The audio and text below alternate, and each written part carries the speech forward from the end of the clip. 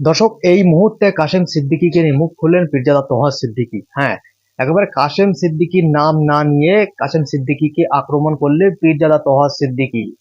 তিনি রাজনীতির ময়দানে নামতেই একেবারে সমালোচনা চারিদিকে। এবার সরাসরি মুখ খুললেন পীরজাদা তোহা সিদ্দিকী। কি বললেন কাশেম সিদ্দিকী সম্পর্কে আপনাদেরকে শোনাবো, আর এই ভিডিওটি ঝড়ের গতিতে আপনারা শেয়ার করবেন। আর আমাদের ইউটিউব চ্যানেল নতুন এসে থাকলে আমাদের চ্যানেলটিকে সাবস্ক্রাইব করে পাশে থাকবেন। চলুন ভিডিওটি আপনাদেরকে দেখানো যাক। ললিপপ ধরিয়েছে, ওকে ললিপপ ধরিয়েছে। বাঁদর যেমন এই ডাল ও ডাল এ ডাল ও ডাল লাফায় না, একবার এই ডালে লাফাবে, ও ডালে যাবে, ও ডালে দাবাবে, এই ডালে যাবে। আর যারা বুদ্ধিমতী আছে না, তারা একটা কলা ধরিয়ে দেবে ওকে। পশ্চিমবাংলার মুখ্যমন্ত্রী চাণক্য মুখ্যমন্ত্রী, উনি কংগ্রেস থেকে বেরিয়ে এসে লড়াই করে মুখ্যমন্ত্রীর চেয়ারে বসেছে। উনি চাণক্য মন্ত্রী,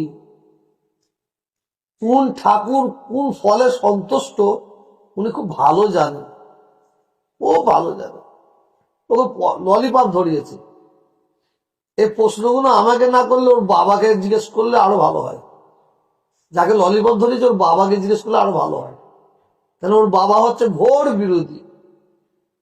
আমি তো তোহা সিদ্দিকী রাজনীতি করিনি, আমি তোহা সিদ্দিকী রাজনীতি করিনি, মৃত্যুর আগে পর্যন্ত করবো না।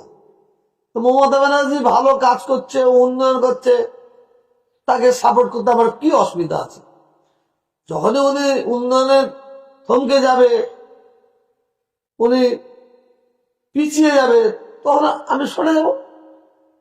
আর ওনার বাবাকে এই জন্য জিজ্ঞেস করতে বলছি, ওনার বাবা ওই আমরা একটুখানি ওই পাশে থাকতাম বলে আমাদের সঙ্গে বড় বড় কথা বলতো, খুব বড় বড় কথা বলতো। তার কারণ আছে, উনি অন্যায় বলতেন না। কেন আমাদের ফুরফুরা শরীফের বাপ দাদু 14 পুরুষ আমরা রাজনীতিকে কোনো পাত্তা দিই না।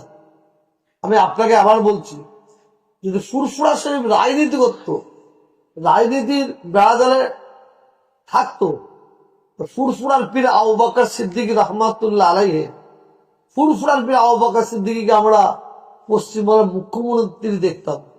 এতে কোনো সন্দেহ নাই, 110% নিঃসন্দেহ।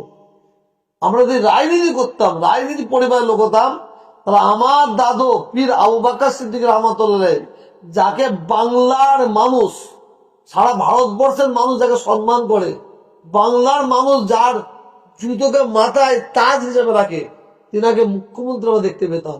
কারণ পীর আবু বকর সিদ্দিকী এবং তার 5 সুযোগ্য আওলাদ, ওনারা কোনোদিন রাজনীতি করে না। ওনারা যারা রাজনীতি করে তাদের জন্য দোয়া করে, যারা দেশের দাসের কাজ করবে, মালিক যেন তাদের জয় করে। আর ললিপপ ধরিয়ে দিয়েছে, আর কি বলবো, ললিপপ ধরিয়েছে।